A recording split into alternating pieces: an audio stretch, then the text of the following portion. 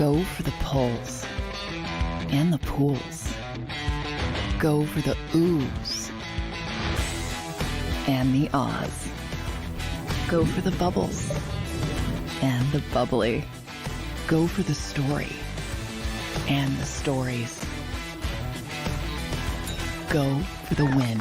Go to Ocean Casino Resort. Book your trip at theoceanac.com.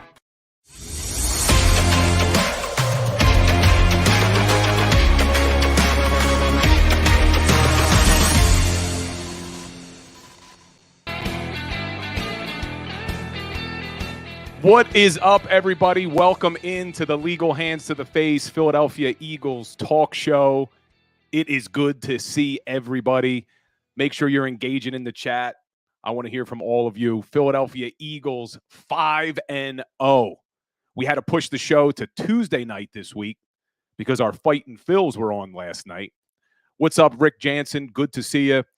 Guys, this is being simulcast both on the Legal Hands to the Face YouTube channel as well as JAKIB Sports YouTube channel. So either platform you're watching on, be sure to hit that like, subscribe, and share button. The more Philadelphia Eagles fans we could reach, the better. And if you're listening to the audio, this is a recorded version of the live show. You may hear me reference the chat. You want to take part in the next live show, check us out on Instagram. I always post a link to the live show so you can engage and you can comment. What's up, Xavier? How you doing? 5-0 is right. Feels like that game was an eternity ago, but we are going to break down the Philadelphia Eagles 23-14 win. And we got a great show planned tonight. In the 7 o'clock hour, we have former Philadelphia Eagle Todd Herman joining the show. Want to talk to him about the 2023 Eagles team, talk to him about his 10-year career, really 11-year career, but 10 years with the Philadelphia Eagles. We'll talk to him about that. And then, as always, we will be joined by Dr. Chris Radcliffe at 7:30 to break down some of these injuries. We need to talk to him about Fletcher Cox. And the practice window for Nakobe Dean has been open, the 21-day practice window. So we'll talk to him about that as well. But guys, as always, be sure you are following Legal Hands to the Face on all your favorite podcast platforms. We are posting daily content to Instagram, Twitter, YouTube, TikTok, Facebook, and Threads. So make sure you're following us everywhere, bringing the Eagles talk. And if you haven't checked out the Philly Sports Power Hour with yours truly, we now stream live on the JAKIB Sports Network every single day, Monday through Friday, 10 to 11, obviously with a heavy lean on the Philadelphia Eagles, but we talk all Philadelphia sports, Phillies, Sixers, Flyers, bringing it to you all every day on JAKIB Sports. But let's jump in, guys. And again, feel free, engage in the chat. I love hearing from all of you. Love the comments. Love the engagement. But the Philadelphia Eagles absolutely dominated the Los Angeles Rams on Sunday. You couldn't tell from the scoreboard, and that was mostly because of their red zone struggles, and we're going to get into that, but let's keep it positive to start the show. An absolute dominant performance by this Eagles team, 454 yards to 249. They held that Rams offense to under 250 yards, only 195 passing yards for that Rams offense. Eagles throw for 295, and they outrushed them by over 100 yards, 159 rushing yards for the Eagles.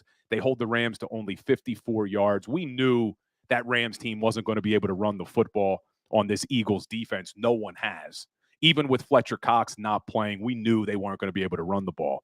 But 28 first downs to 17, and the Eagles held the ball for almost 38 minutes. A dominant performance, especially in that second half. The second half possessions for the Los Angeles Rams: punt, punt, punt, turnover on downs, end of game. This was by far the best coaching performance we have seen as Sean Desai as our defensive coordinator. This was by far Sean Desai's best coaching as the Philadelphia Eagles defensive coordinator. And Xavier Spencer in the chat, love how the defense adjusted at the second half. Absolutely. And that's what I want to talk about, were the second half adjustments. Coming into this game, this Rams offense was not only the number 4 ranked offense for total yards per game and the number 2 passing offense, they were in the top 10 on third down. They were number 8 in the NFL, converting third downs 44% of the time.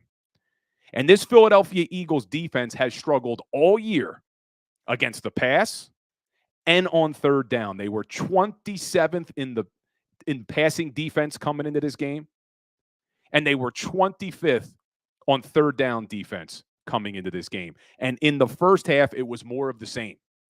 The Los Angeles Rams converted 5 of 7 for 71% in that first half on third down. I was throwing things at the TV. More of the same. Here we go. Can't get off the field on third down. Good teams. If you follow me on Instagram, I've been posting videos for weeks. Good teams get off the field on third down on defense, and they convert on offense to stay on the field. And the Eagles defense has been unable to get off the field. And in the first half, we saw more of the same. But in the second half, after making those adjustments at halftime, the Philadelphia Eagles held a top 10 offense to 1 of 7 for only 14% in that second half. That, in my opinion, was the reason the Philadelphia Eagles won this game. And we're going to talk about the offense in a second, because what they did on third down may be even more impressive, converting 72% of their third down conversions. Get off the field on defense on third down, stay on the field on offense on third down. Philadelphia Eagles did both of that. And let's talk about Fletcher Cox. Fletcher Cox ruled out for this game. We're going to talk to Dr. Radcliffe later in the show. Can we expect Fletcher Cox back? But coming into this game, Fletcher Cox had played over 70% of the defensive snaps this season. He's been playing a lot. And Jalen Carter, Milton Williams, Jordan Davis, they hadn't played more than 48%. Jordan Davis, Milton Williams were in the low 40%. So we knew they were going to get a lot of snaps in this game, and they stepped up. They stepped up, especially Jalen Carter. Jalen Carter played 70% of the defensive snaps in this game, and he didn't miss a beat. 2 sacks in that game for Jalen Carter. And he just looks so damn dominant at that defensive tackle position as a rookie. Right now, it's a one-man race for Defensive Rookie of the Year. And he's even in the conversation to be an all-pro. Forget about just being a rookie. Listen to some of these numbers from Jalen Carter to start this season. And Rick Jansen in the chat is right. Carter is a beast. Listen to some of these numbers. 23 pressures through 5 games. That is number 1 in the NFL, tied with Aaron Donald, who the Eagles shut down on the offensive side of the ball. That leads all defensive tackles, not just rookies, all defensive tackles, 23 pressures for Jalen Carter. 17 quarterback hurries, leads all defensive tackles, not just rookies. 3.5 sacks, leads all rookies and number 3 from the defensive tackle position. And he is the highest graded defensive rookie in the NFL per Pro Football Focus. It's really remarkable what this guy has done in such a short time. Number 1 interior defender from Pro Football Focus. Defensive Rookie of the Year for sure. And I got my eyes sight on even higher honors for this guy with how good he's playing. The key is staying healthy. It's a long season, 17 games. He's got to stay healthy. It'll be nice to get Fletcher Cox back to work that rotation. But it's not just Jalen Carter there that's playing well. This Eagles defensive tackle position is deep. And I mentioned my other show, the Philly Sports Power Hour. I had Eagles insider Dave Spadaro on the show today. And we were just talking about what a luxury it is that the Philadelphia Eagles lose Javon Hargrave in free agency, and they replace him with Jalen Carter, and then another year from Jordan Davis, another year from Milton Williams. Even Marlon Tupelotu, who didn't play this week because he was hurt, is also contributing. Kentavious Street, who they picked up from the New Orleans Saints, used to play for the San Francisco 49ers. He contributed. This defensive tackle position, we know how much Howie Roseman loves to build on the offensive and defensive line, and their depth showed this week against the Los Angeles Rams. And let's talk about another player on that defensive line, Hassan Reddick. We've all been screaming we wanted to see Hassan Reddick get back to the guy he was last season. And how much was that thumb injury affecting him? We've talked about it before. This is a guy who loves to use his hands, loves to get leverage to then use his speed around the outside. He gets that cast off, and there is no coincidence that in the 2 games since that cast comes off, Hassan Reddick has 3 sacks. And if Hassan Reddick is back to the form we saw last season on that defensive line, and now you add Jalen Carter, who has to be double-teamed every single play, watch out, because this Eagles defensive line is going to be good. And one of the crazy things is, with this defense, although they haven't gotten the amount of sacks that they had last year, I just went and looked. They are number 1 in the NFL for quarterback pressures. They have 58 quarterback pressures. They only have 15 sacks so far this season, which still puts them in the top 10. They're number 8 in the NFL. But they are 58 pressures, leads the league. And then they look at pressure rate. The pressure rate, which is the amount of dropbacks to the amount of pressure, they're at 25.8%. So 1 out of every 4 passing plays, the Eagles are getting pressure on the quarterback. That puts them at number 4 in the NFL. So although they're not getting there, keep getting pressure on these quarterbacks, and these sacks will continue to come, especially with Hassan Reddick getting in the form. Josh Sweat's been playing well, and Jalen Carter is an absolute beast. And let's go back to the secondary. Bradley Roby. This is a guy who hasn't even been here for a week, and he gets in that game on Sunday. And not only does he get in that game on Sunday, he plays 45% of the defensive snaps in the secondary, because I think this Eagles defense and Sean Desai realized very quickly Mario Goodrich isn't the answer. Eli Ricks isn't the answer. Cooper Kupp was having his day. They switched to Bradley Roby, and he shut it down. They did nothing in the passing game when Bradley Roby was in there, and that was impressive. And one of the things you worry about in the secondary is communication. And there was a play where the Rams ran motion on Bradley Roby's side with James Bradbury there, and Bradbury and Roby had to switch the receiver that they were covering, and they did it seamlessly.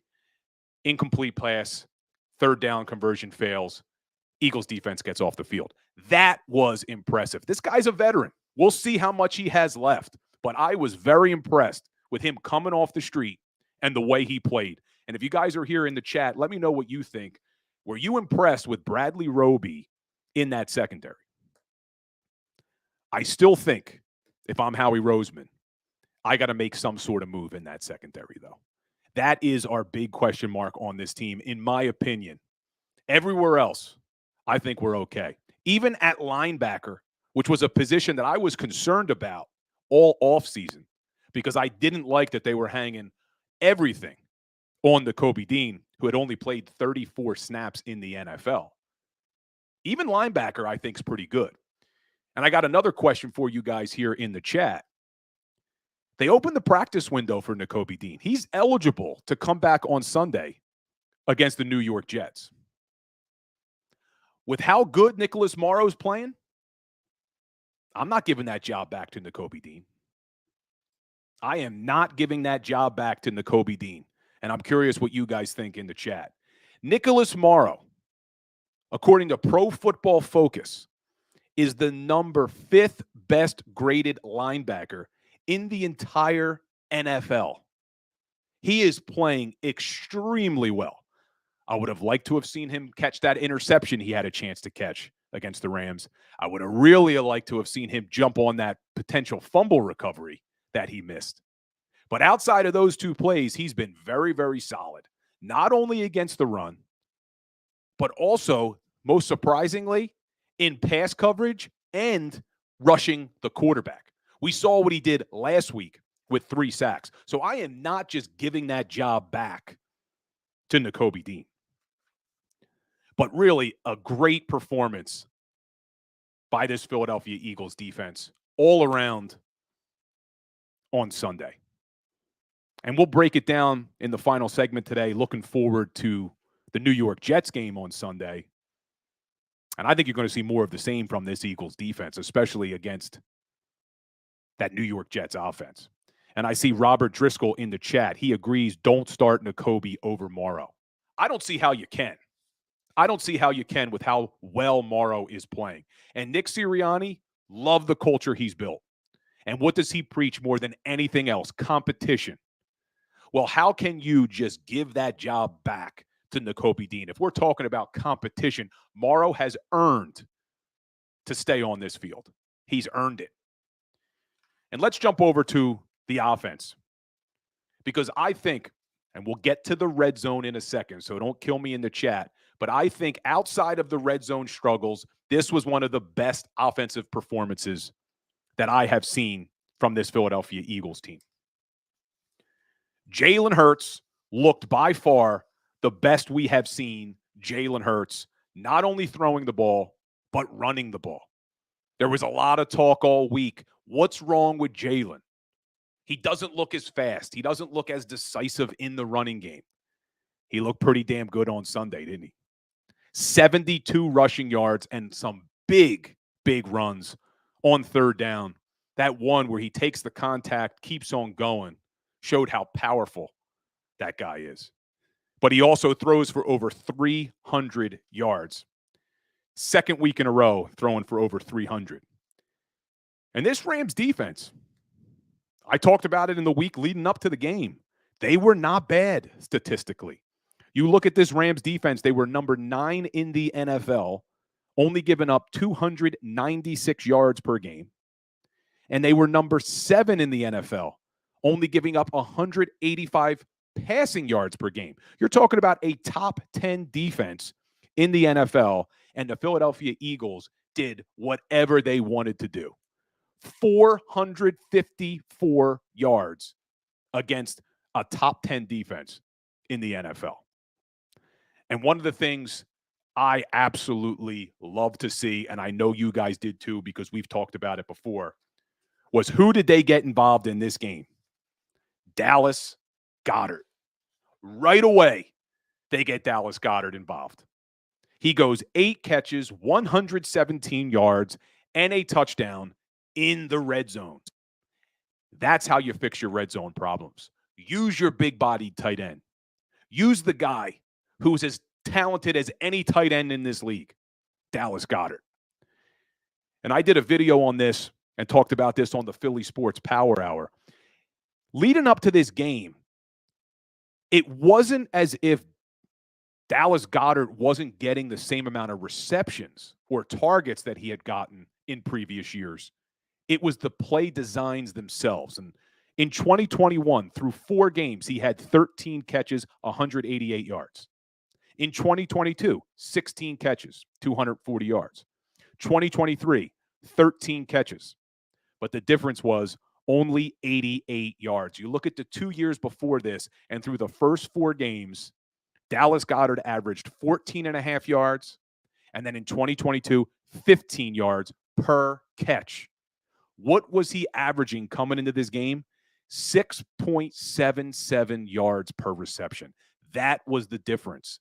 The play designs. Someone as talented as Dallas Goedert, you have to get the ball to him down the field. You have to get the ball to him in open space to allow him to use his ability to pick up yards after catch. And what did he do in this game?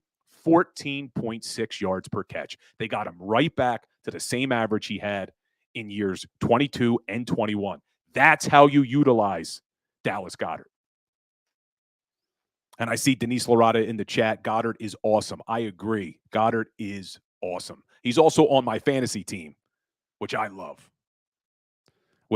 So he had a big game, and I needed him. But there's another guy on that offense that I was not happy to see. And if you guys are in the chat, I want to know your opinion on this. Quez Watkins. Quez Watkins comes back from injury, and I did not think that this Philadelphia Eagles offense was going to get him back on the field and give him more reps than what they gave Olamide Zaccheaus. Because we saw Olamide Zaccheaus make the most of his opportunity. Olamide Zaccheaus, in the games that he was in, 3 catches, 69 yards, big touchdown, averaging 23 yards per reception. But what do the Eagles do in this game? They give Quez 52 snaps on offense. Do you know how many Olamide had? 9. They gave Quez 66% of the offensive plays, and they only gave Olamide 11%. Why? This is a guy who has performed for you when he gets in there for Quez Watkins. And what did we see from Quez? More of the same. That 3rd and 1, they run a bubble screen to Quez Watkins. It's blocked up. It's there. And Midnight Lexicon took the words right out of my mouth. That screen was well blocked. Absolutely, it was well blocked. Devontae Smith made a great block on the outside. All Quez had to do was cut up behind Devontae's butt. You got the first down. He bounces it outside, and he actually loses yards, and they don't convert on 3rd down. Why are you still going with Quez Watkins? And I know what the argument is. And I heard Nick Sirianni yesterday defending why Quez is on the field. And it's because he's a speedster. He's going to open things up for other players. You can't teach that speed. Well, I went and looked up Olamide Zaccheaus' 40-yard dash and Quez Watkins' 40-yard dash. Quez is fast. Runs the 40 in 4.35. But Oz, he's not a slow wide receiver. He runs the 40 in 4.49. So you're talking about a 1/10 of a second. I'm willing to give up the 1/10 of a second for a guy who produces when he gets opportunities. So keep Olamide Zaccheaus on the field. I don't want to hear any more that Quez Watkins is doing things that we can't see as fans because we have eyes. And I could see what Quez Watkins is doing, and Olamide Zaccheaus was doing it better when he was there. And there's another area on this offense, and I don't want to be all negative because, trust me, that was an impressive win on the road, traveling all the way cross country against a pretty good Rams team that was 2-2 coming into that game with a top 10 defense. So I'm not trying to be all negative. So let's switch to one thing positive first, and then we'll go to the negative. What the Philadelphia Eagles did on 3rd down. I talked about how good this Eagles defense was getting off the field on 3rd down in that second half. But what this Eagles offense did on 3rd down was pretty unbelievable. The Rams defense was the number 2 defense in the NFL getting off the field on 3rd down. 27% coming into that game. That was all they were allowing offenses to convert on 3rd down. 27%. The Philadelphia Eagles went 13 of 18 for 72% on 3rd down in that game. That is incredible. That is why their drives were so damn long. They had so many long drives, plays, time. They were converting on 3rd down, and they were getting off the field on defense on 3rd down. That's how you win football games in this league. And there's another way you win football games in this league, and this is an area this Philadelphia Eagles team absolutely has to improve as the season gets tougher. And that's in the red zone. Coming into this game, the Philadelphia Eagles were number 24 out of 32 teams in the red zone, only converting touchdowns 46% of the time. And I said on my Instagram, if there is a week where the Philadelphia Eagles can get their red zone right, It was this week against the Los Angeles Rams defense, because as good as the Rams defense has been, they've struggled against teams in the red zone. They were 26th in the NFL coming into that game, allowing teams to score 70% of the time in the red zone. So this was the week. Philadelphia Eagles are going to score in the red zone. They're going to finish. Because when you get to the red zone against these good teams, you can't settle for 3, and you certainly can't turn the ball over. You need to put up 6 points. And the Eagles on Sunday, 2 of 6 for only 33%. And that number is skewed a little bit because in the last drive, they weren't trying to score. So we'll say 2 for 5. Even 2 for 5, not good enough. Not good enough. And they know it. You saw Jason Kelce's frustration on the sideline. You've heard Nick Sirianni talk about it. They need to get better in the red zone. And I'm confident they will. We have seen this Eagles offense improve every single week in every other category. Now it's time to focus on that red zone. Focus on that red zone and get it right. But to finish my rant on a positive, things are coming together. Things are coming together. This is a Super Bowl team who we were worried was going to have a Super Bowl hangover. And the Eagles are sitting here 5-0 with a 2-game lead on the Dallas Cowboys. And who else watched that game of the Dallas Cowboys and the San Francisco 49ers? That wasn't even a game. That wasn't even a game.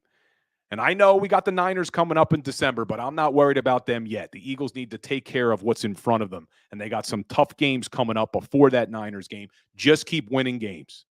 Just keep winning games. And then to also end on a positive, we need to talk about Nick Sirianni's aggressiveness as a head coach. Because at the end of that first half, there's 32 seconds left in the half. Eagles just go down 14-10. They get the ball back, only 32 seconds. Yeah, they had 3 timeouts. But I think there's a lot of coaches in this league who would have sat on that, played it conservatively, and went in the halftime down 14-10. Eagles were aggressive, and it worked out. 75 yards and 32 seconds to put up a touchdown to go in the halftime, 17-14. Good teams, you will hear me say that on this show every single week. Good teams find ways to put up points before the end of halves. They always do. Watch your good teams. They are usually putting up points right before the half. It is demoralizing for your opponent. And that was a great play call. They get it down to the 1-yard line, 2 seconds left. That's the last play of the half. They don't score there, they get no points. No doubt about it. They're not kicking a field goal. They're running the brotherly shove. Touchdown. You can't stop it. You can't stop it. And one more positive before we take a break, and we're going to be joined by Todd Herman after the break. A.J. Brown. How good is A.J. Brown? Last season set a Philadelphia Eagles franchise record with 1,496 yards. Had an unbelievable season last year. 88 catches, 1,496 yards. Do you know what he's on pace for this year? Through 5 games, he is on pace for 119 catches and over 1,800 yards. Unbelievable. And I see Midnight Lexicon in the chat. Enjoyed all of us on the post-game show. I appreciate you guys watching that. If you haven't already subscribed to JAKIB Sports, be sure to do so. We do pregame, halftime, postgame. Seth Joyner, Mark Farzetta, Derek Gunn, Mike Missinelli, Kayla Santiago, John McMullen, and your boy, Bill Colarulo. But we are going to take a quick break. We will be back in 3 minutes with Philadelphia Eagles veteran, 10 years with the Eagles, Todd Herman. So stay tuned, guys. There is a reason why the Garden Medical Spa, with 4 locations in New Jersey, has arguably the best customer reviews in America for a boutique medical spa. At the Garden Medical Spa, there is no fluff, just results. For the best in Botox, chemical peels, dermal fillers, hydrofacials, laser hair removal, and so much more, please visit thegardenmedspa.com. Book an appointment now in Voorhees, Sewell, Collingswood, or Northfield. Thegardenmedspa.com. No fluff, just results. Go to get your game on. Go for the beers. Go for the cheers. Go for the hit and the hits. Go for the stakes and the stakes. Go to get your parlay on. Go to get your party on. Go for the scene. Go for the screens. Go for the gallery. Go for the win. Go to Ocean. Visit theoceanac.com to plan your visit. At Pond Lehocky, we've recovered billions of dollars for our clients, and we're confident we can do the same for you. With over 250 years of combined courtroom experience, we've helped over 100,000 injured clients obtain some of the largest settlements in Pennsylvania. One conversation is all it takes to help you and your family get back on track. If you've been injured in an accident, give Pond Lehocky a call. They're carving them up and good play calling along the way. First and goal at the 6.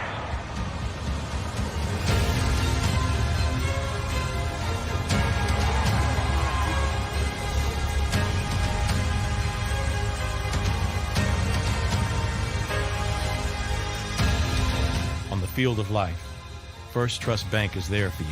Champions on 3. 1, 2, 3. Because Philadelphia dreams deserve a Philadelphia bank.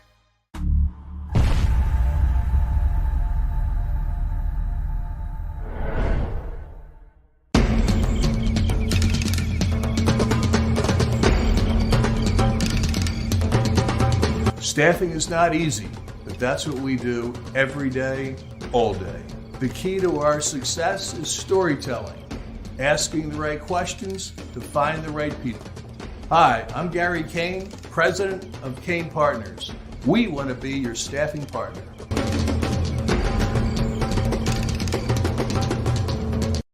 Since 1977, it's always been about you, the community, at Rafferty Subaru. And through the Subaru Love Promise, we prove we care by supporting charities like So Good Now. So Good Now helps kids in under-resourced areas by connecting them with student athletes to serve as mentors. We remove barriers so athletes can help youth in the corners of our communities where light and love are needed most. When you choose Rafferty Subaru, you help organizations like So Good Now. It's all about you at Rafferty Subaru. Do you stream on a Roku, Fire Stick, Google TV, or Apple TV? Now you can watch 6ABC 24/7 with the 6ABC Philadelphia streaming app. And the big story on Action News? Search 6ABC Philadelphia and start streaming today. EAGLES. Eagles.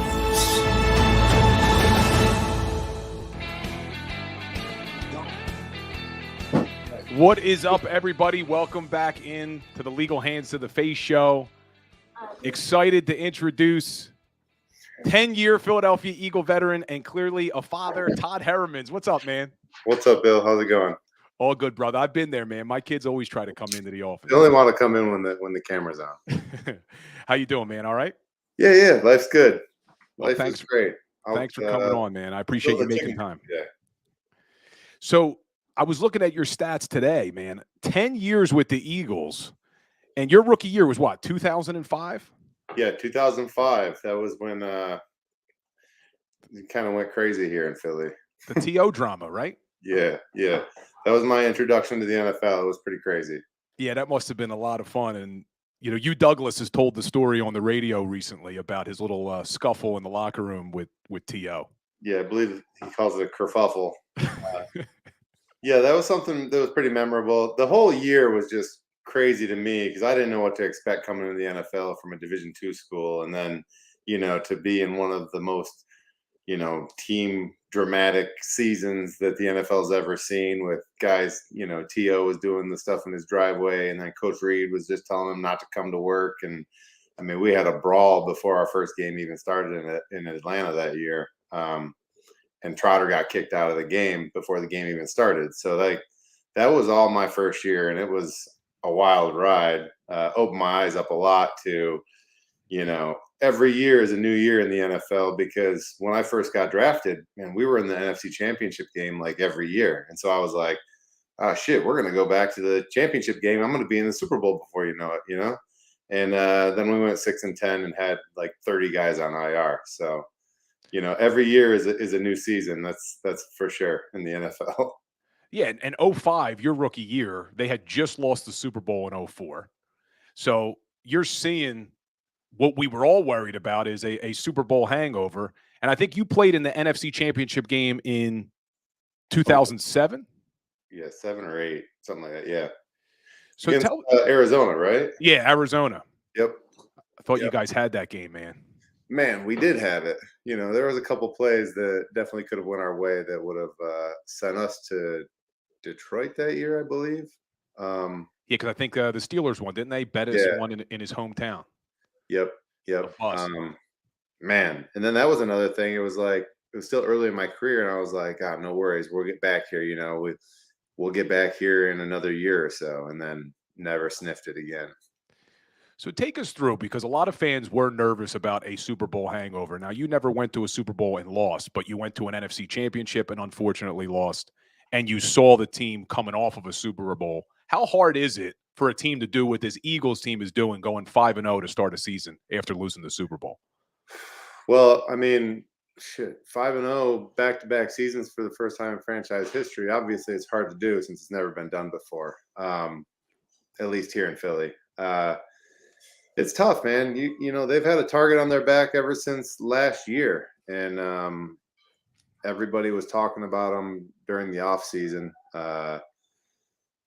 Just that they were the team to beat. How are they going to shuffle all these guys that their contracts are up? What are they going to do in free agency? Who are they going to add? How are they going to be able to keep all this firepower with the money available and stuff? And man, Howie did the dance, and I think that they had an even better roster heading into this season than they had last year, which was at the beginning of the offseason would have been tough to imagine.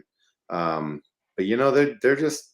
I think they got really good leadership. The coach is the one that seems to, get emotionally fired up. The rest of the guys seem to be pretty methodical and just show up lunch pail in hand and do their job every day. And you hear them all talking about it. Like they don't care if they're blowing people out. Yeah, I'm sure some of the starters would love to be up 40 points and take the fourth quarter off or something like that. But their main goal is to win every game and be 1-0 each week. And they're doing it so far. And you mentioned Sirianni, how he's fired up and everybody else kind of has the workman attitude. You've played for 3 head coaches, right? Andy Reid, Chip Kelly, and Chuck Pagano. Yep. Were any of those guys similar to, right? You had Chip, didn't you? Yep. Yeah, I was with Chip for 2 years. And then Chuck Pagano in your last year in Indy. Correct. Yep. Sirianni wasn't there back then, was he? I don't believe Sirianni was on the coaching staff at that point. If so, I don't remember. Yeah. So take us through, what was it like to play for Big Red?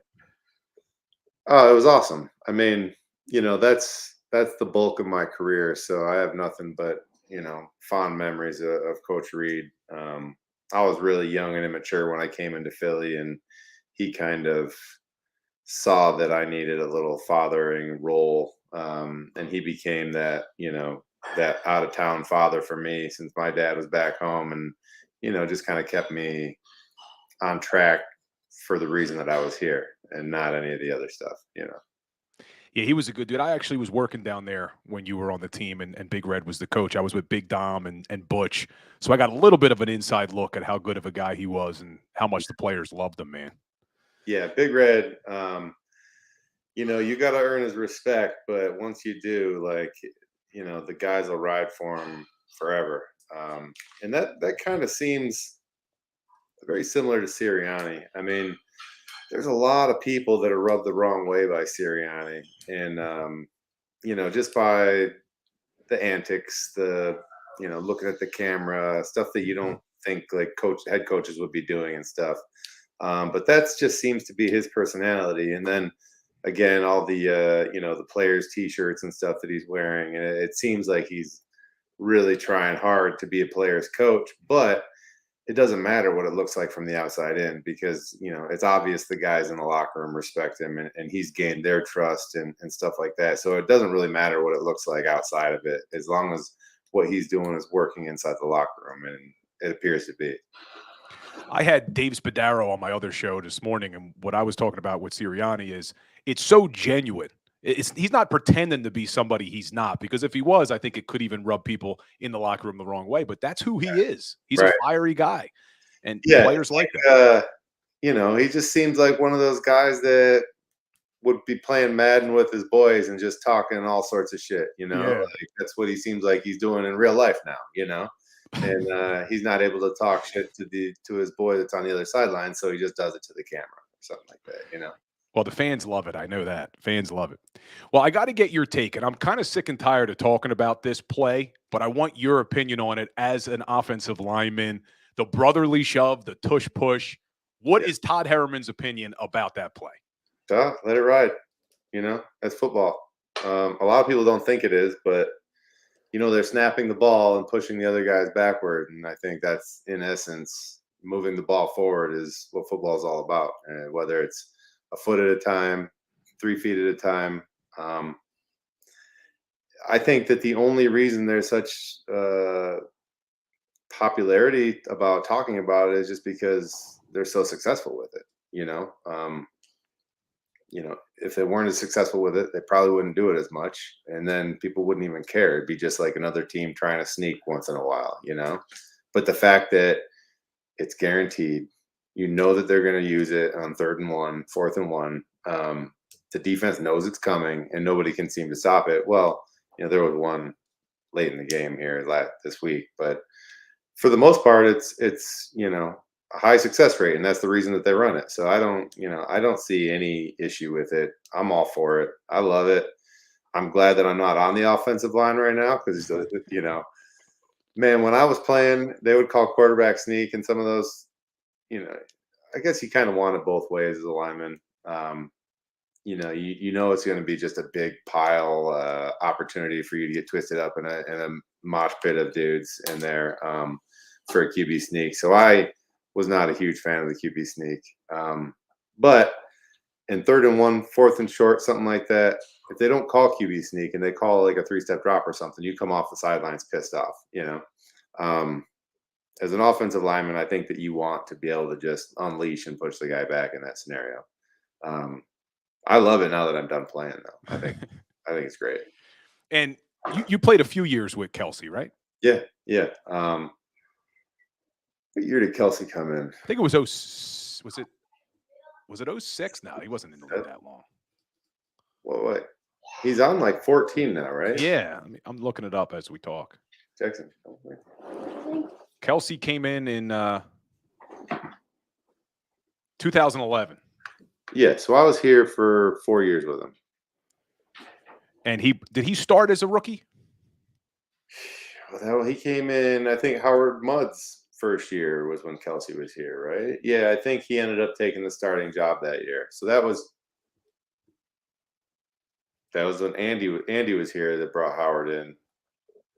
Must have been a couple years before Chip. Yeah, Andy definitely drafted him because he drafted his brother too. Yeah, so 2 years with Andy and Howard, and then I had 2 more years with Jason under Chip. But yeah, I believe I was right tackle when he first got here, and then I moved into right guard for the last 2 years because we drafted Lane, who's another potential future Hall of Famer. Savage. Yeah, he's just. What's impressive to me about Lane is, he had the injury, the abdomen injury and stuff like that. And in order to come back from that the way that he has, I think it's just so impressive. It shows how much, work he does on his body and his flexibility and his core and stuff like that in the off season, off the field. But one thing Trey Thomas pointed out to me recently was just how he's kind of adjusted his game. Like Lane used to be this tackle that would let guys like run into him and he would just kind of absorb them and then gear down, and you would see him drop his hips and he would just get to a point where guys wouldn't push him back anymore. and maybe that's what led to an abdomen injury. But you've seen him adjust his game a little bit since his injury, as to where he's playing with a little more extension now. He's kind of steering guys and controlling them rather than just absorbing them and then just stopping them. So, dude, I think he's playing lights out. He looks great. Kelsey's looking really good this year. I think up front, I think they had a great game this last week. They're really starting to gel. Even with Opeta coming in there and playing, there's not too much of a drop off there at all. I thought he played really well as well. Yeah, he impressed me, man. They got a lot of depth on both sides of the ball on the line for sure. Yeah, the scary thing about that is you see a backup come in, and he's going to go cash in somewhere else eventually. Yeah, you want to be able to keep that depth. Yeah, well, they lost Sayamala to Pittsburgh. Is that where he went? Pittsburgh, or something like that, I think. So let me ask you, because one of the questions a lot of people are having with this Philadelphia Eagles team is they haven't really been able to run the screenplay as well as they used to under Andy Reid when you were on the team. What goes into running a successful screen? Because it looks like, as athletic as this offensive line is, that's something I thought they'd be able to dominate with, and it just hasn't really been going as much as it has in previous years. Yeah, I mean, I actually put a little bit of thought into this because the screen game takes a lot of work, a lot of timing, but also one thing I think that could be here is you have to lose to your D lineman in order to get the screen, working properly. And if your offensive line doesn't lose a lot, then the D linemen kind of realize it, like when they're faking, when they act like they're losing. You know what I mean? Yeah, no one's beating Lane Johnson. So if you got past him, it's like, what the hell's going on? Right, exactly. And like if there's a 3 technique that, crosses face inside and Kelsey's not there, and like they're just like they gear down and head out for a screen. So I feel like we ran the screens really well because we got beat once in a while, especially me on the inside. I would get beat, and I loved running screen because I was like, man, I get to actually get beat on purpose this time. So, and then get out there and just look for somebody to clean up. But, the screen game's also evolved quite a bit. You're seeing a lot of bubble screens, swing screens, pulling one guy, one offensive lineman screens, just trying to get, them out there. And I don't know if they necessarily need the slow screen game, the old, I'm sure that they have it in their back pocket to run. But I don't know if they need it as much. They have so many weapons out there right now. And they're not struggling getting the ball to the backs at all either, So I loved running the screens. I thought that we put a lot of time into practicing them. I think a lot of it has to do with your offensive line coach and just what he sees as the you can't practice everything, every day, every time. You know what I mean? So you kind of have to pick your priorities of what's in the game plan, what's important to you. And I think that a lot of the quick screens is the kind of the trend now rather than those slow screens. Yeah, it's a really good point, man. And you were here with Chip, so does that mean you are a graduate of Stoutland University? Yeah, I got my shirt. I went to the the dogs, the underdogs. Yeah. Hungry dogs run faster, right? Isn't that what it is? Yeah. Dude, I love Stout. What a great dude. And to see all the success that he's having right now is just it's so great to see because he deserves every bit of it. He's just a grinder. He loves ball. He loves talking ball. And he loves the guys that play for him. And you can see that on the field. These guys don't want to let him down. They're out there grinding, trying even harder just because of the relationship they have with him. But man, yeah, great to see him last through, what is this, his 3rd head coach? Yeah, because he was with Chip, he was with Doug, and now he's with Nick. Yeah, I mean, good coaches find a job, so it doesn't surprise me, but it's great to see. I'm glad that he's still in Philly. I still can't believe what he was able to do with Jordan Mailata. I mean, I know Mailata is a freak of nature with his athleticism, but from a guy who's never played football to now being one of the better left tackles in the NFL, it's impressive, man. It really is, and I feel like that's a dream for offensive line coaches to catch somebody like that they can just, mold, and then it's like their project. And when they see him hit the levels of success that he's hit, they can just be like, that's a lot of me has to do with that, you know. So that's like Stoutland's project. He's looking great. Dude, the thing about Jordan is that dude is just so massive. When you see him in person, it's like he's so big. He's like a dang refrigerator walking around. I mean, he's so wide, and it's weird for me to say that because people always say that I'm so big, but man, he makes me feel so scrawny being around him.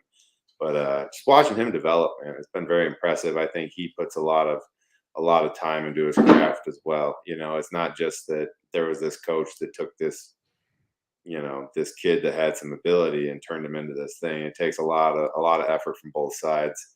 You know, I'm sure there was plenty of headbutting going on a few times, but just to see him reach the level that he has, it's very exciting for the program to find a steal like that. You know.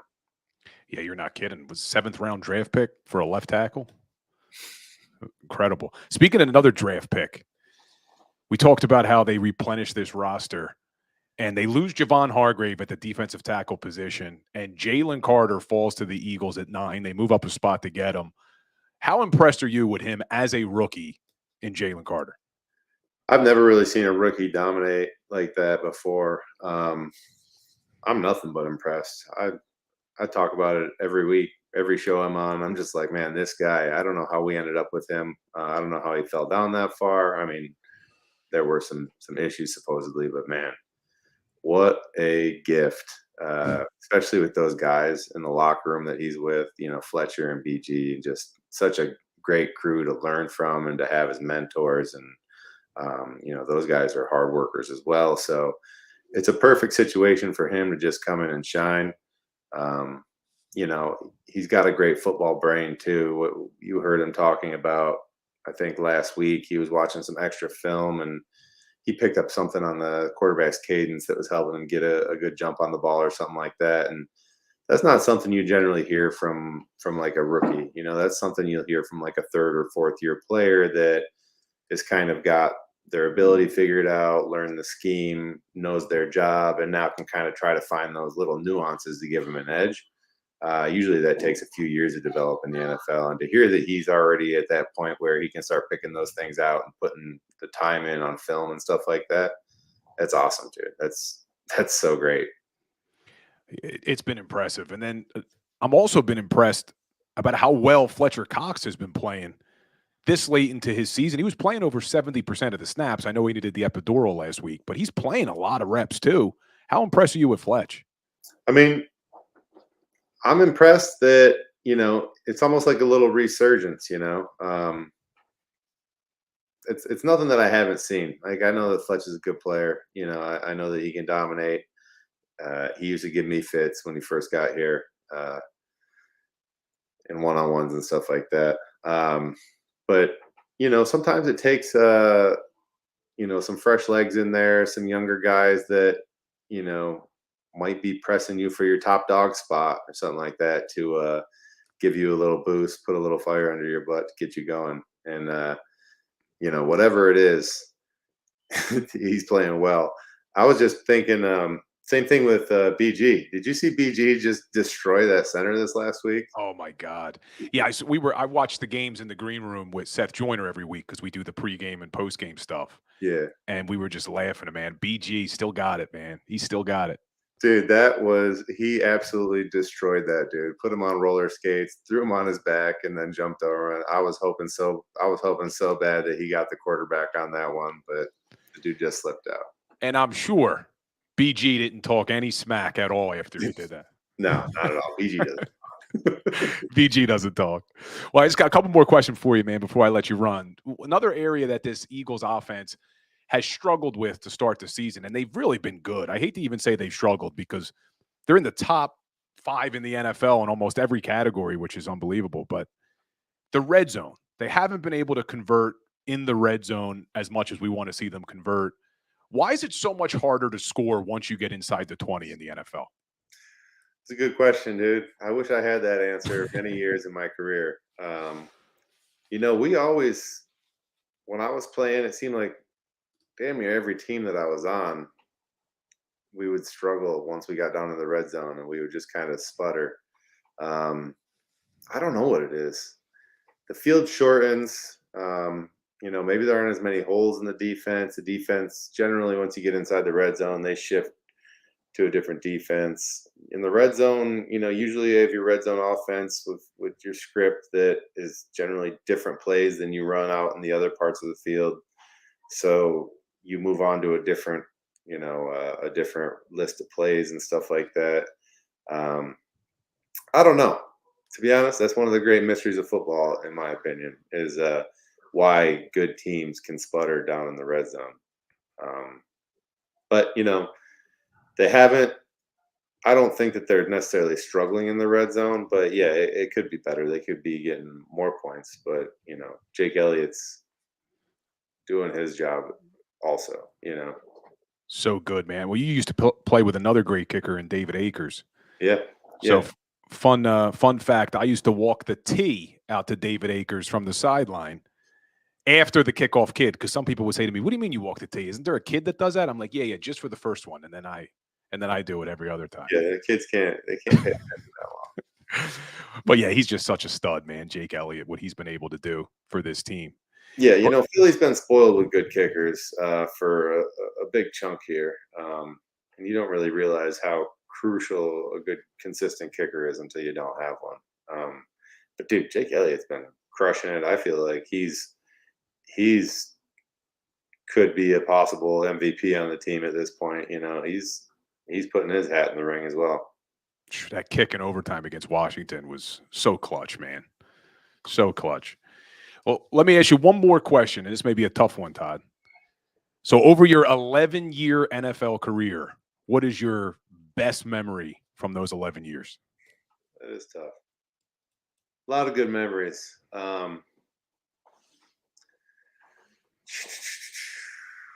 Man, one game that kind of sticks out to me because it was so fun. It was kind of made me feel like a little kid. The snow game against Detroit.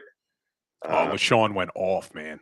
Yeah, I mean, obviously we had a good day running the ball, which makes it a better memory. And it was against Ndamukong Suh, and it was in like 3 feet of snow or something like that, which came out of nowhere. Do you remember? No one thought it was going to snow like that. No, I had no idea that we were even expecting snow. I remember going out of pregame and thinking to myself like, it's going to be a little wet, it looks like. And then I was like, well, that's okay. Maybe Sue won't get such a good get off, and he'll be a step behind or something like that. And then I came out for warm-ups, and it was just dumping out there. And I was like, this is great. This is great. This is going to take him completely out of his game. I'm going to be able to just kind of feel around out there and not get abused at all. So, yeah, other than that, we had a lot of good seasons, a lot of good ball, a lot of good memories. Winning the NFC East was always a good memory. Victories against Dallas are great to remember. Yeah, I mean, the one that sticks out whenever people ask me is always that snow game, though. Yeah, it looked fun. So I can only imagine how much fun it was to play in it. Yeah. So and didn't I just see you? You're a movie star now, weren't you? In the Kelsey documentary. Movie star, yeah. That was fun. They did a great job with that. I didn't really know what that was going to turn into.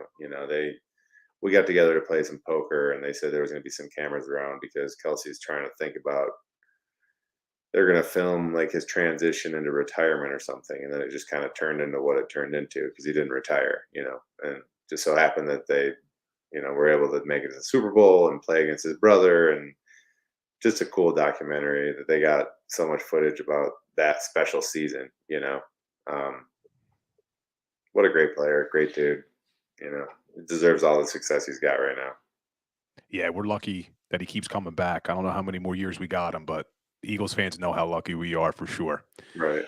Well, Todd, I'll let you get back to the family, man. I can't thank you enough. This was great stuff. I know the fans enjoyed it as well, and hopefully we'll talk soon, brother. Yeah, Bill, thanks for having me on. Hey, one thing real quick.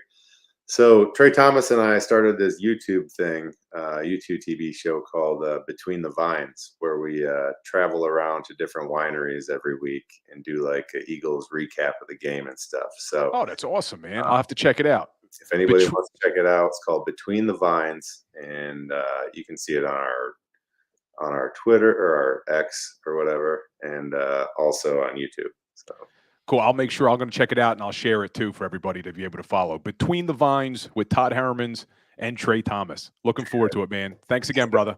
Good to see you, man. You too. Well, that was an awesome interview. Todd's such a good dude. Got some cool insight there.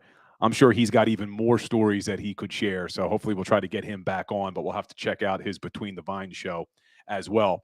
Guys, we're going to take one more quick break, and when we come back, we're going to talk to Dr. Chris Radcliffe about some of these injuries and what we can expect for the Week 6 matchup against the New York Jets. Stay tuned, everybody. There is a reason why the Garden Medical Spa, with 4 locations in New Jersey, has arguably the best customer reviews in America for a boutique medical spa. At the Garden Medical Spa, there is no fluff, just results. For the best in Botox, chemical peels, dermal fillers, hydrofacials, laser hair removal, and so much more, please visit thegardenmedspa.com. Book an appointment now in Voorhees, Sewell, Collingswood, or Northfield. Thegardenmedspa.com. No fluff, just results. Go to get your game on. Go for the beers. Go for the cheers. Go for the hit and the hits. Go for the stakes and the stakes. Go to get your parlay on. Go to get your party on. Go for the scene. Go for the screens. Go for the gallery. Go for the win. Go to Ocean. Visit theoceanac.com to plan your visit. At Pond Lehocky, we've recovered billions of dollars for our clients, and we're confident we can do the same for you. With over 250 years of combined courtroom experience, we've helped over 100,000 injured clients obtain some of the largest settlements in Pennsylvania. One conversation is all it takes to help you and your family get back on track. If you've been injured in an accident, give Pond Lehocky a call.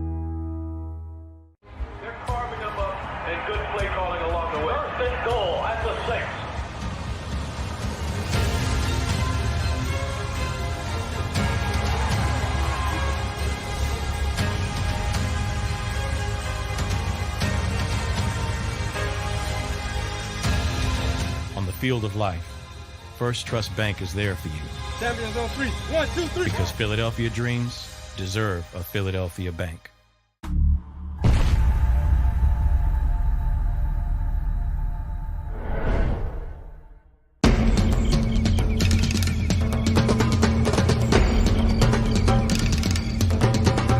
Staffing is not easy, but that's what we do every day, all day. The key to our success is storytelling, asking the right questions to find the right people. Hi, I'm Gary Kane, president of Kane Partners. We want to be your staffing partner.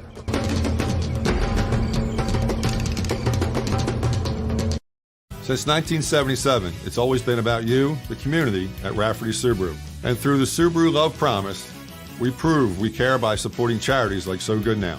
So Good Now helps kids in under-resourced areas by connecting them with student athletes to serve as mentors. We remove barriers so athletes can help youth in the corners of our communities where light and love are needed most. When you choose Rafferty Subaru, you help organizations like So Good Now. It's all about you at Rafferty Subaru. Do you stream on a Roku, Fire Stick, Google TV, or Apple TV? Now you can watch 6ABC 24/7 with the 6ABC Philadelphia streaming app. For the big story on Action News, search 6ABC Philadelphia and start streaming today. EAGLES, Eagles.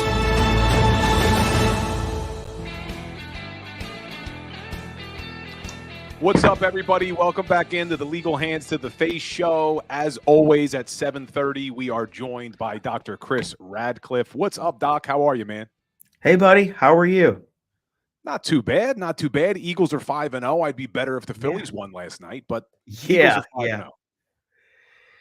What can you say? It's magic. We're seeing not too many bad injuries this week.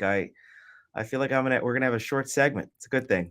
It's a very good thing. As much as I'd love to see Dr. Radcliffe, we don't like having things to talk about because we want a healthy Philadelphia Eagles team. But before we get into it, Doc, why don't you remind everybody where they could find you if they ever need any orthopedic help? Yeah, hi. So, thanks for having me again. I'm a spine surgeon. I practice. I have an office in Cherry Hill, an office in Summers Point, and an office in Toms River. And I take care of all different disorders of the spine, predominantly cervical spine, lumbar spine. So, if you have a back pain or neck pain or a problem, please give me a call. And former doctor for the Philadelphia Eagles, went to Harvard University, Duke Medical School. So pretty credentialed, pretty credentialed. Well, Uh, let's jump right in. Something that I'm sure you have experience with are epidural injections. And yes. Fletcher Cox misses the game because it was reported he had an epidural to his lower back. And a lot of people hear epidural and they immediately think of a woman giving birth. Well, can you Yeah. take us through kind of what an epidural is into the spine? Yeah, sure. So the spine there has like soft parts, which are discs. Like the red thing here is the disc, and it's squishy. People use the jelly donut analogy or other analogies for it, but essentially some of the inner red stuff can kind of come out, and if it does, it can lean on this yellow thing, the nerve, and if that happens, then it's very painful. That's a herniated disc. Basically a tear in the cartilage that leans on a nerve, and it can cause a combination of back pain and leg pain. So, a lot of times steroids are very effective and very helpful for reducing the pain and inflammation from herniated discs, and from helping to get them back in the game. They're different from the epidurals that people get during childbirth, because the epidurals during childbirth are done just with pain medicine without any steroids. The key to the epidurals done in spine care is that steroids are given along with it, and the idea is that the inflammation goes down because the steroids, and then people feel better. Generally takes about a week, maybe 10 days for the medicine to kick in. So that's why Cox missed last week's game, which it looks like it was his first game he missed in a long time. But I think I feel optimistic that he could be back for week 6. That's good, man. That is good because Fletch has been playing really well. As good as the young guys are playing, it'd be nice to have a guy like Fletcher Cox back on the field this week. Well, let's talk Yeah. about another defensive tackle. It was reported that Marlon Tuipilotu has a triceps injury and he misses Yeah. the game. What could he be dealing with a triceps injury? So the triceps is that muscle on the back of the arm. It helps to straighten the arm out. It's the muscle you work when you're doing bench press, and um, and so and so uh, it's unlikely that it's torn. The biceps on the front of the arm tears quite often, but the triceps almost never tears. The tendon almost never tears. I would surmise it's just an overuse or like a strain. Again, a strain is damage to the spot where the tendon connects into the bone, and a sprain is damage to where the ligaments that connect the bones together. But I feel pretty comfortable guessing that it's a triceps injury. I mean, remember, a lot of his job involves just pushing things and using his triceps, I suspect it's that, and I suspect that with some time and rest, that we could see him back. He he probably will not be fully back up and running. I would think by week 6, because a lot of times those injuries take about 10 days or so to go down. But fingers crossed. Yeah. Yeah. And another guy on that defensive side of the football, linebacker N'Kobe Dean. We talked to him about Yeah. him after week 1, had the foot injury. They put him on IR. They just activated his 21-day practice window. So it's been about 4 weeks now Yeah. since he had Yeah. that foot injury. What can you tell us about that? Yeah, so we kind of talked about this in week 1, and if it was a true List Frank injury where like the joints in the middle of the foot were totally torn and destroyed, there's no way he would be back. So we kind of surmised it was a sprain, and I think that the timing is very consistent with that. I feel really optimistic that he will be able to get back pretty quickly. I mean, for the most part, I mean, since you use your foot obviously for weight bearing and walking, I think we could, that the fact that he's cleared to practice kind of means that he's probably at least ambulating with minimal pain or no pain, and he's had some time to heal, and so I'm pretty optimistic. He may have a little rust on him, but I feel that we could perhaps see him back on the field in 2 weeks. And we keep working our way back on that defense. Started at the D-line, then the linebacker. Now let's go back to the safety position. Sidney Brown misses another week with a hamstring injury. He did have limited practice this week. Yeah. Are you confident he can make it back? Yeah, the hamstring's another kind of tendon, predominantly the tendon where it attaches onto the pelvis. The hamstring actually attaches. You can see my spine model here.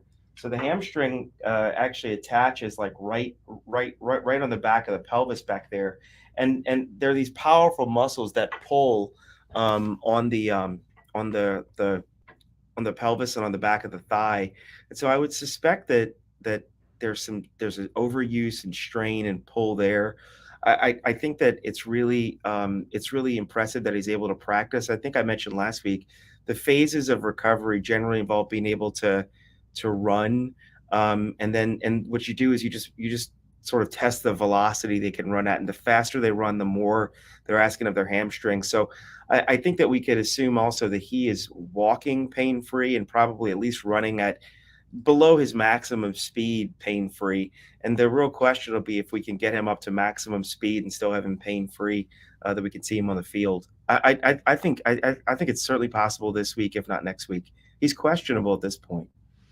And then jumping over to the offense, Cam Jurgens, they put him on IR, which means he's out for at least 4 weeks. Foot injury, still in that walking boot. You think it's going to be something similar to what we saw with Nakobe Dean? I absolutely do. Yeah, I think just some sort of ligament injury in the foot. The fact that he's walking on it's a really good sign. If it was a fracture or something else, he would be non-weight bearing. So I think we can be optimistic. I was sad to see him go on IR and the idea that he'll be out for that long, but I do feel optimistic that he'll be back playing, at some point before the end of the season. And Quez Watkins was back. Quez Watkins made it back from his hamstring. Yeah. But we're talking about Quez and we're talking about Nakobe Dean. There's two guys that at the beginning of the show, I was talking about whether or not I even want them on the field, because I think Olamide Zaccheaus played well in Quez's absence, and I think Nicholas Morrow is playing really well in Nakobe Dean's absence. But you want all your guys healthy. It helps out on special teams. Yeah, and I mean, we want options, but yeah, I agree. It'll be a challenge to figure out where both of those guys fit in light of the excellent performance of the secondary. Yeah, it was a good game, wasn't it? Yeah, it was a really good game. So you're a big Eagles fan now, right? Not from Philly, but you grew to be a Philly fan. Yeah, I'm from New Orleans originally, so I grew up, in the '80s, the era of the Aints, where people wearing brown bags in their head. I remember one year the Pope blessed the Saints, and we all had those "Bless You Boys" shirts. But yeah, I've been up here for 13 years now. I've had the privilege of being on the field and being, spine physician for a couple of the games, and my kids, my family, we're all Birds fans now. Love it. We bleed green. I love it. And you bleed in red too, but not because of the color red for the blood, for the Phillies, right? We're rooting for the Phillies. Exactly. Yeah. Red and green. Yeah. Red and green. Well, Doc, I really appreciate you making the time. I know how busy you are. And I'm going to tell you now and tell our viewers now as well. We're going to do this show Tuesday next week as well, because I'm taking a Disney cruise with the kids. So I will not be here on Monday next week. So we're going to do it Tuesday. Okay. But you could still watch the game, right? Oh, I'm not missing the game. I don't miss a game. I don't care where I am. I'm watching games, man. Yeah. Doc, I really appreciate you making the time, brother. We'll talk soon, man. Great. Thank you. All right, guys. So that was Dr. Radcliffe breaking it all down. So all positive news, it appears. Looks like maybe Sidney Brown will be back. Fletcher Cox will be back. Cam Jurgens is right on schedule to come back, hopefully, from that foot injury. So Eagles are getting healthy. They're winning games. The offense is improving. The defense is improving. When we come back, we're going to take one more break. We come back, I want to look forward to this New York Jets game on Sunday. Some people are concerned, is this a trap game? We're going to talk about it. Stay tuned, guys. We'll be right back. There is a reason why the Garden Medical Spa, with 4 locations in New Jersey, has arguably the best customer reviews in America for a boutique medical spa. At the Garden Medical Spa, there is no fluff, just results. For the best in Botox, chemical peels, dermal fillers, hydrofacials, laser hair removal, and so much more, please visit thegardenmedspa.com. Book an appointment now in Voorhees, Sewell, Collingswood, or Northfield. Thegardenmedspa.com. No fluff, just results. Go to get your game on. Go for the beers. Go for the cheers. Go for the hit and the hits. Go for the stakes and the stakes. Go to get your parlay on. Go to get your party on. Go for the scene. Go for the screens. Go for the gallery. Go for the win. Go to Ocean. Visit theoceanac.com to plan your visit. At Pond Lehocky, we've recovered billions of dollars for our clients, and we're confident we can do the same for you. With over 250 years of combined courtroom experience, we've helped over 100,000 injured clients obtain some of the largest settlements in Pennsylvania. One conversation is all it takes to help you and your family get back on track. If you've been injured in an accident, give Pond Lehocky a call.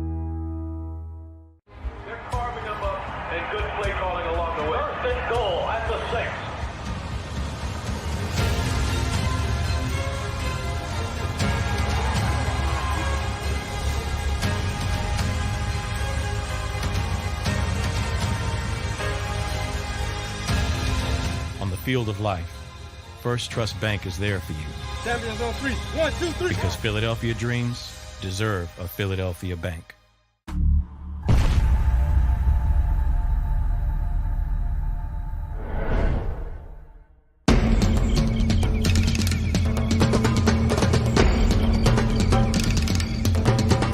Staffing is not easy, but that's what we do every day, all day. The key to our success is storytelling, asking the right questions to find the right people. Hi, I'm Gary Kane, president of Kane Partners. We want to be your staffing partner.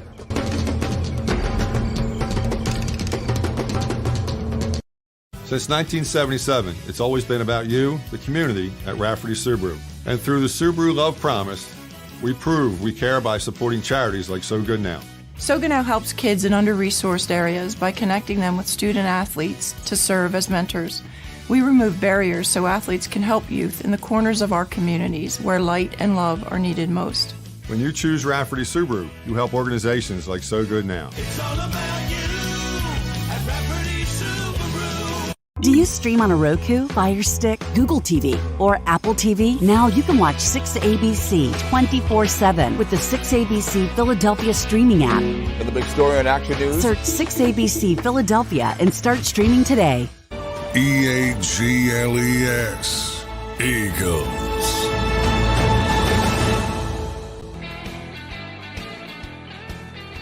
What's up, everybody? Welcome back into the Legal Hands to the Face Philadelphia Eagles talk show. Some great stuff tonight. Todd Herman's was excellent. Dr. Radcliffe, always good, but some good news on the injury front. Hopefully, Eagles are getting healthy and all these guys are coming back. I know those D tackles are playing well, but it'd be nice to have a guy like Fletch there because you can keep those guys fresh. It's a long season to have a rotation of really 5 guys who can cause interior pressure and can stop the run is a real luxury in the NFL. But the Eagles are 5-0, looking to go 6-0 this week against the New York Jets.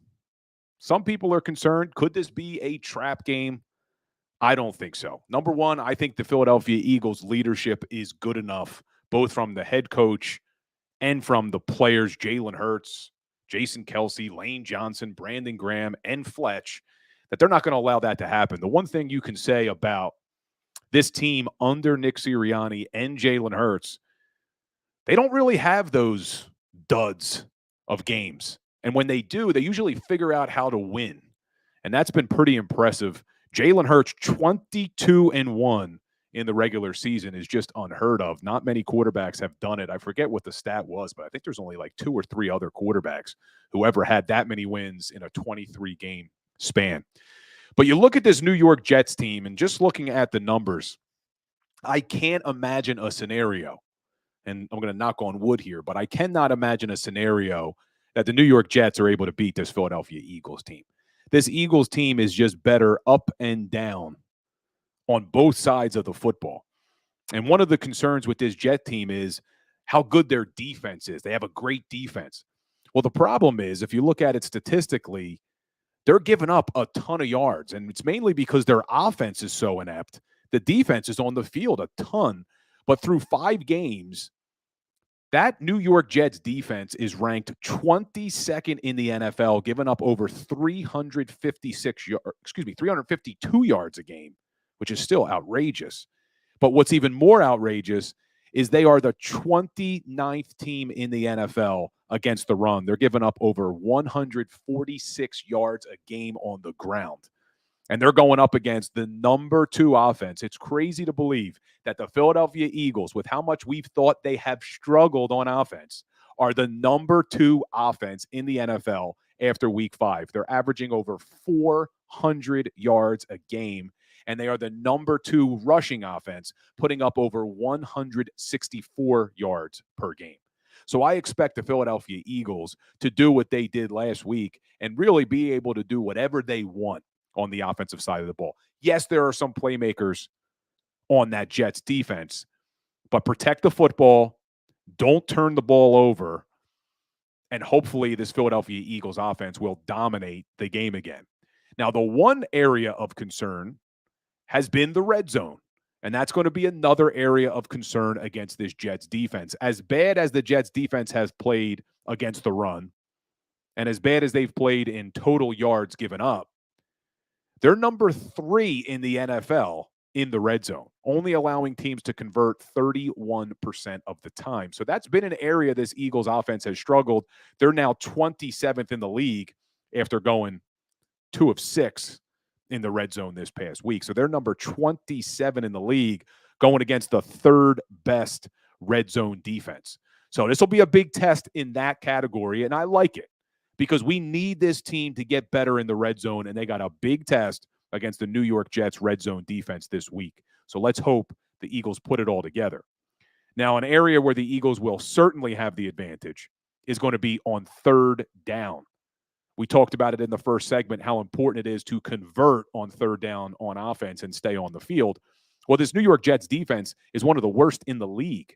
27th in the NFL, giving up 3rd down conversions. And the Philadelphia Eagles, after what they did against the Los Angeles Rams, are now the 2nd best 3rd down offense in the entire NFL. Pretty impressive stuff. So I do expect this offense to be able to put up a lot of yards and a lot of points in this game. And I see you guys all in the chat.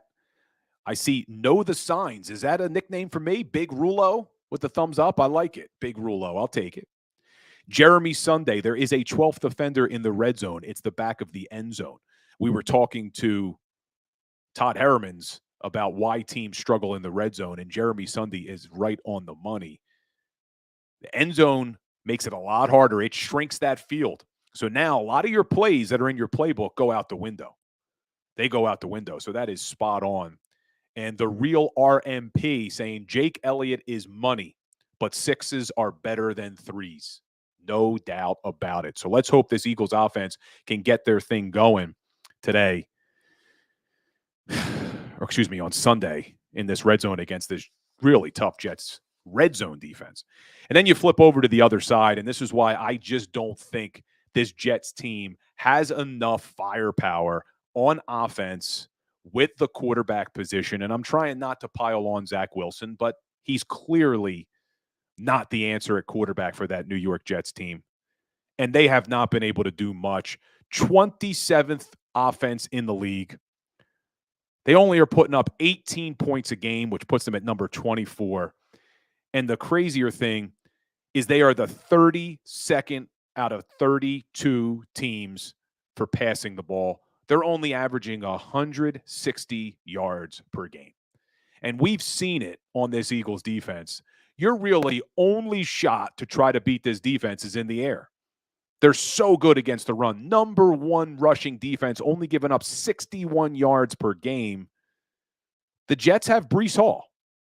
He's a playmaker from that running back position. But when you cannot throw the ball, like this Jets team has been unable to do through 5 games, got a little better last week. They had a win against Denver. That was more of a billboard or bulletin board material, I should say, game for them after what Sean Payton said about Nathaniel Hackett. So they win that game. That was a big high for them. So I'm expecting not only them to have a letdown this week, I just cannot see them being able to move the football on this Philadelphia Eagles defense, because we know the Eagles are going to shut down the run. And we know they're going to put pressure on Zach Wilson, and they're going to confuse Zach Wilson. And I don't see this Jets team being able to put up anywhere near the amount of points that I think the Philadelphia Eagles are going to put up on Sunday, which would bring the Philadelphia Eagles record to start the season at 6-0. And the Jets have a banged-up offensive line.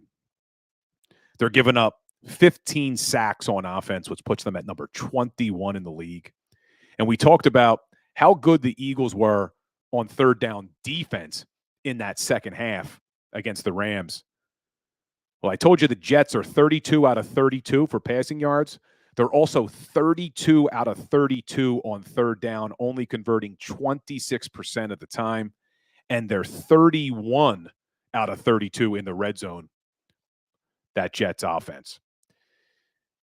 But the Eagles defense has struggled in the red zone, actually 30th, giving up touchdowns 75% of the time. So 2 areas you want to see the Eagles fix this week is our red zone offense and our red zone defense. And this is the game to do it against this Jets team. Let's hope they can fix some things against this Jets team to really get things rolling and go to 6-0 before the greatest show on surf is what I'm seeing them calling the Miami Dolphins offense. The greatest show on surf with who they got. But that rookie has been hurt. He's out. I think they put him on IR. So that's a little bit of a break for this Philadelphia Eagles team. But if you guys are following along in the chat, what do you think? Do you see any chance that this New York Jets team can beat this Philadelphia Eagles team on Sunday? I'm just not seeing it. Absent some really significant turnovers and some fluky plays, I just can't imagine that Jets team being able to compete with how good this Philadelphia Eagles roster is. But guys, if you follow my Philly Sports Power Hour show, that's every single day. I always like to end the show with a little Today in Sports History. So today is October 10th. So today in sports history, I'm actually wearing a little bit of a Flyers shirt here. So this is a hockey stat, but everybody will know this person. On October 10th, 1979, Wayne Gretzky, the greatest hockey player of all time, scored his first NHL goal for the Edmonton Oilers against the Vancouver Canucks. He scored a lot more goals after that, but on October 10th, 1979, Wayne Gretzky's first goal. Guys, make sure you smash that like button, hit that share button. Make sure you're subscribed to Legal Hands to the Face and JAKIB Sports, and check out my new show Monday through Friday, 10 o'clock, right on the JAKIB Sports Network, the Philly Sports Power Hour. Tomorrow, we're going to talk more Eagles. We'll talk a little bit of Phillies as well, but be sure to check that out. As you heard me mention to Dr. Radcliffe, next week's show will also be pushed to Tuesday because I'm taking the kids to Disney. Well, a Disney cruise. They're really excited. I got a 8-year-old daughter, a 4-year-old son, so they're really excited. But I'll be watching the Jets game from the boat. Don't you worry. Looking forward to that. So I'll come to you guys on Tuesday night. Looking forward to it. I appreciate all the support. Check out all the social media channels. Like, subscribe, share. And as always, go Birds. There is a reason why the Garden Medical Spa, with 4 locations in New Jersey, has arguably the best customer reviews in America for a boutique medical spa. At the Garden Medical Spa, there is no fluff, just results. For the best in Botox, chemical peels, dermal fillers, hydrofacials, laser hair removal, and so much more, please visit thegardenmedspa.com. Book an appointment now in Voorhees, Sewell, Collingswood, or Northfield. Thegardenmedspa.com. No fluff, just results.